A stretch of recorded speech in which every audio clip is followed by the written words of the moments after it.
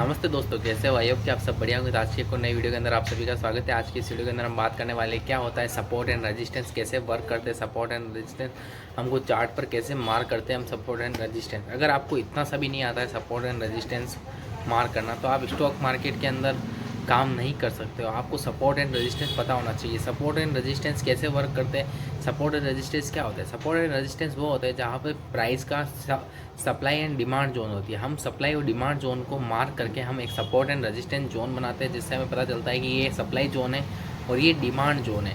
हमको ये पता चल जाता है, तो हमको ये पता चल जाता है यहाँ पर सप्लाई ज़्यादा है, यहाँ पर डिमांड ज़्यादा है, कितनी सप्लाई आ सकती है, यहाँ से प्राइस के ऊपर जाने की प्रोबेबिलिटी, कहाँ तक जाने की प्रोबेबिलिटी, यहाँ तक जाने की प्रोबेबिलिटी, ये सब हमें सपोर्ट एंड रेजिस्टेंस से पता चल जाता है। तो हमको सपोर्ट एंड रेजिस्टेंस मार्क करना आना चाहिए। अगर आपको नहीं आता है तो इस वीडियो को एंड तक देखिए। हम इस वीडियो के अंदर बेसिक से सिस्टमेटिक तरीके से हम कैसे सपोर्ट एंड रेजिस्टेंस मार्क करते हैं वो आपको सिखाने वाले हैं। हम सिंपल सपोर्ट एंड रेजिस्टेंस के ऊपर वीडियो है ये। हम simple support and resistance mark करेंगे। ये बेसिक वीडियो है, क्योंकि आपको बेसिक से नहीं आते सपोर्ट एंड रेजिस्टेंस मार्क करने के, तो आप एडवांस सपोर्ट एंड रेजिस्टेंस पे मत स्विच करना कभी भी। आपको बेसिक्स पता होना चाहिए सपोर्ट एंड रेजिस्टेंस क्या होता है, फिर उसको बैक टेस्ट कीजिए वर्क करता है नहीं करता है। अगर वर्क कर रहा है तो फिर उसके अंदर आप थोड़ा थोड़ा खुद का प्रैक्टिस कीजिए, आपको अच्छे से सीखने को मिलेगा और खुद आप आगे बढ़ोगे। तो आइए चलते हैं हम कंप्यूटर स्क्रीन पर, जिससे हम सपोर्ट एंड रेजिस्टेंस मार्क करना सीखते हैं। तो जैसा कि हम कंप्यूटर स्क्रीन पर आ चुके हैं, यहाँ पर हमने निफ्टी का चार्ट लगाया हुआ है। ये निफ्टी का सिंपल से चार्ट है, 1 मिनट टाइम फ्रेम पर है। इसको हम 5 मिनट टाइम फ्रेम पर कर देते हैं, तो जिससे हमको सपोर्ट एंड रेजिस्टेंस मार्क करना सीखना पड़ेगा। जैसे कि यहाँ पर मैंने एक लाइन्स मार्क कर रखी है। ये लाइन्स इज़ वेरी इंपॉर्टेंट। मैंने जैसे शॉर्ट वीडियो में आप जाके देखना, मैंने ये लाइन मार्क करके बताया था यहाँ पर ट्रेड रिवर्सल कर सकता है, तो मार्केट रिवर्स हो चुका था। देखो मैंने सपोर्ट एंड रेजिस्टेंस के बेसिस पर ड्रॉ किया था। अब अपन ने इसको रिमूव कर लिया और अपन चलते हैं 15 मिनट टाइम फ्रेम पर या एक हावरली टाइम फ्रेम पर। आप कभी नए हो तो ऑप्शन ट्रेडिंग के अंदर कदम मत रखिए। आप सबसे पहले इंट्राडे ट्रेडिंग करो या स्विंग ट्रेडिंग करो। आप स्विंग ट्रेडिंग करो। स्विंग ट्रेडिंग क्या होता है, अगर आपको ये भी नहीं पता तो मैंने स्विंग ट्रेडिंग के ऊपर एक वीडियो बना रखी है, आई बटन पे लिंक दे दूँगा, तो आप उस वीडियो को जाके देखिए, क्योंकि उससे आप मार्केट के अंदर आपके कैपिटल के ऊपर आप बिना लेवरेज के अंदर काम करोगे तो आपको अच्छे सीखने को मिलेगा। मार्केट में आप ज़्यादा टाइम तक आप सस्टेन कर पाओगे, क्योंकि option trading is riskiest game in market. देखो पहले क्या होता है सपोर्ट एंड रेजिस्टेंस, उसके ऊपर अपन बात करते हैं। क्या होता है कि एक चीज़ होती है प्राइस, जैसे क्या होता है ऊपर की तरफ जारी होती है, प्राइस ऊपर की तरफ जा रही है, फिर उसके बाद क्या होता है प्राइस थोड़ी सी डायरेक्टली कभी ऊपर की तरफ नहीं जाती, थोड़ा सा पुल डाउन करती है, अब ये फिर ऊपर की तरफ जाती है। फिर जब ये इस लेवल के पास में आती है, ये जब लेवल होता है ये प्राइस के लिए एक रेजिस्टेंस का काम करता है। किसका काम करता है? रेजिस्टेंस का काम करता है। और ये जो लेवल होता है ये सपोर्ट का काम करता है। किसका काम करता है? सपोर्ट का काम करता है। तो ये प्राइस है, हो सकता है कि यहाँ से लोग मानेंगे कि प्राइस इसको तोड़ सकती है, पर डायरेक्टली पहले आप ये देखो, ये यहाँ से यहाँ तक चल के आई है, तो इस डायरेक्टली तोड़ती है तो इसका फेल ब्रेकआउट होने के चांसेस रहती है। अगर प्राइस यहाँ पर रुकने के बाद इसको तोड़ती है तो अच्छा मोमेंटम मिल सकता है, पर हो सकता है कि यहाँ से जो बायर यहाँ पर आए हैं वो यहाँ से एग्जिट करके अपनी पोजीशन को नीचे की तरफ आएगी और इस प्राइस काफ़ी ऊपर की तरफ जाएगी। ये एक रेंज के अंदर घूम रहा है। अब यहाँ पर हमने सपोर्ट एंड रेजिस्टेंस, तो ये ऊपर वाली जो लाइन है इसको हम बोलते हैं रेजिस्टेंस, और जो नीचे वाली लाइन है उसको सपोर्ट बोलते हैं। अब यहाँ से जब प्राइस नीचे की तरफ आएगी तो कहाँ तक आने की प्रोबेबिलिटी? यहाँ तक आने की प्रोबेबिलिटी है। फिर यहाँ से प्राइस ऊपर की तरफ जाने की प्रोबेबिलिटी रखती है, क्योंकि इस लेंस के पास आते ही बायर एक्टिव हो जाते हैं और यही बायर यहाँ पे जाके अपने प्रॉफिट बुक कर लेते हैं और सेलर बन जाते हैं। तो इस तरीके से मार्केट मोमेंटम करता है।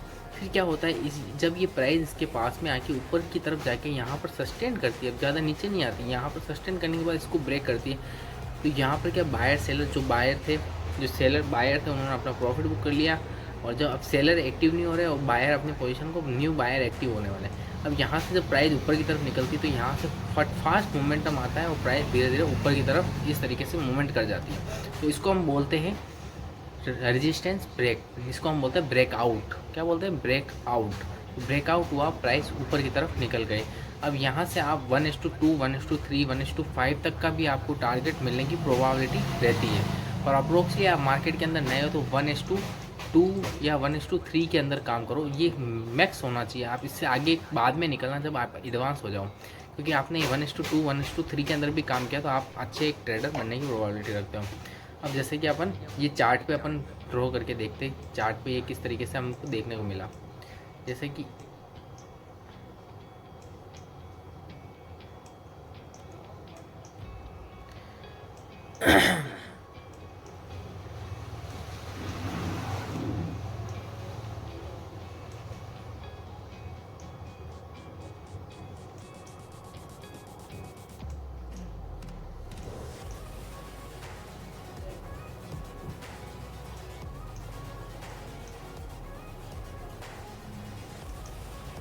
तो जैसे कि ये प्राइस यहाँ से चल के धीरे धीरे ऊपर की तरफ आई, फिर यहाँ पर थोड़ी देर सस्टेन किया, फिर ऊपर की तरफ निकली, फिर धीरे धीरे नीचे की तरफ आई, फिर वापस ऊपर की तरफ आई, फिर यहाँ पर एक थोड़ा टाइम सस्टेन किया, यहाँ पर एक रेंज बनी, इस रेंज का ब्रेकआउट हुआ पर बायर एक्टिव नहीं हुआ तो प्राइस को ऊपर नहीं लगे, वापस प्राइस नीचे की तरफ आ गई।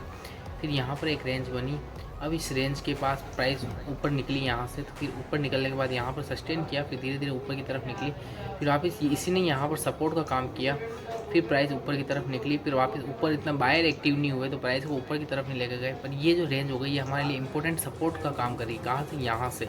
यहाँ पर रेजिस्टेंस का काम कर रही थी, अभी यहाँ पर सपोर्ट का काम कर रही है। अब ये प्राइस यहाँ से चलती है नीचे की तरफ आती है तो यहाँ पर वापस थोड़े से जो भी सेलर होते हैं वो अपना प्रॉफिट बुक करते हैं, जो बायर है वो थोड़ा एक्टिव होते हैं तो प्राइस को ऊपर ले जाने की कोशिश करते हैं। अब ये जो हमारे ऊपर के लिए दो लेवल्स निकल गए तो ये हमारे लिए रेजिस्टेंस का काम कर रहे हैं, तो प्राइस नीचे की तरफ आई, फिर वापस ऊपर की तरफ। अब वापस ये रेजिस्टेंस का काम किया, प्राइस नीचे की तरफ, फिर फास्ट सेलिंग आई, फिर प्राइस ऊपर की तरफ निकली, फिर उसके बाद श्योरली ऊपर की तरफ मूव किया। तो यहाँ से आपको 1:2 आराम से टारगेट मिला, फिर उसके बाद प्राइस नीचे की तरफ, फिर ऊपर की तरफ, और अभी प्राइस ये यहाँ पर चल रही है। आगे चलते हैं थोड़ा सा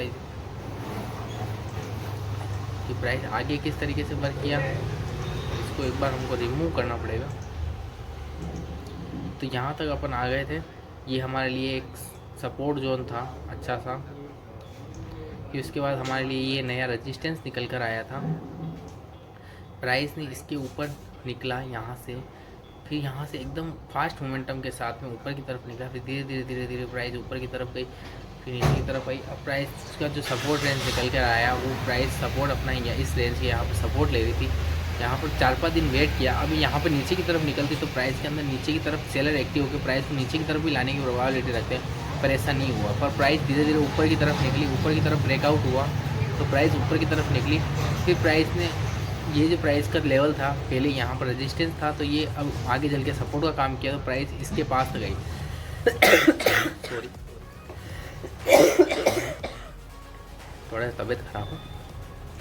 फिर उसके बाद प्राइस ऊपर की तरफ निकली, अब ये जो लेवल है ये प्राइस के लिए सपोर्ट का काम करेगी, तो ये यहाँ से ऊपर की तरफ निकल के यहाँ तक आई है। अब आने वाली वीडियो के आने वाले टाइम में आप देखने को मिलेगा कि ये जो रेंज है ये आपके लिए एक इम्पोर्टेंट सपोर्ट का काम करेगी। अब यहाँ पर प्राइस के रुकने की चांसेस ज़्यादा है, हो सकता है कि प्राइस यहाँ पर आके 2-3 दिन 4 दिन वेट करे फिर निकलती है ऊपर की तरफ, तो हमको एक फास्ट मोमेंटम आता हुआ मिलेगा। और जो रेजिस्टेंस है वो अभी हमारे लिए ये वाला जो हायर हाई लगा हुआ है प्राइस का, ये रेजिस्टेंस पॉइंट है। तो इस तरीके से सपोर्ट एंड रेजिस्टेंस वर्क करते हैं, आपको सपोर्ट एंड रेजिस्टेंस वर्क करना आना चाहिए। अब इसके बाद मेरी जो वीडियो आने वाली है सब प्राइस मतलब टुमारो मार्केट एनालिसिस की, तो टुमारो मार्केट एनालिसिस के अंदर हम इसके बारे में डिटेल में वीडियो बनाने वाला हूँ कि और उसके अंदर मार्क करने वाला हूँ मैं आने वाले लेवल्स, और मैं डेली तो टुमारो मार्केट एनालिसिस वीडियो आती है तो आप उस मार्केट एनालिसिस वीडियो को देखो, प्री मार्केट एनालिसिस वीडियो को देखो, जिससे आपको पता चलेगा कि सपोर्ट एंड रेजिस्टेंस कैसे मार्क किया जाता है, कैसे कहाँ पर डिमांड जोन ज़्यादा है, कहाँ पर सप्लाई जोन ज़्यादा है और कहाँ पर इंपॉर्टेंट जोन है, और मैं किस तरीके से मार्क कर रहा हूँ वो भी मैं आपके साथ में शेयर करता हूँ। तो आई होप कि आपको वीडियो अच्छी लगी हो लाइक एंड शेयर करना ना भूलिएगा, चैनल बनाए तो सब्सक्राइब कीजिए, फॉलो कीजिए, और भी आपको किसी टाइप की कोई वीडियो चाहिए तो कमेंट बॉक्स में कमेंट कीजिए, उस पर भी अपन वीडियो बना के अवश्य देंगे। Thanks for watching.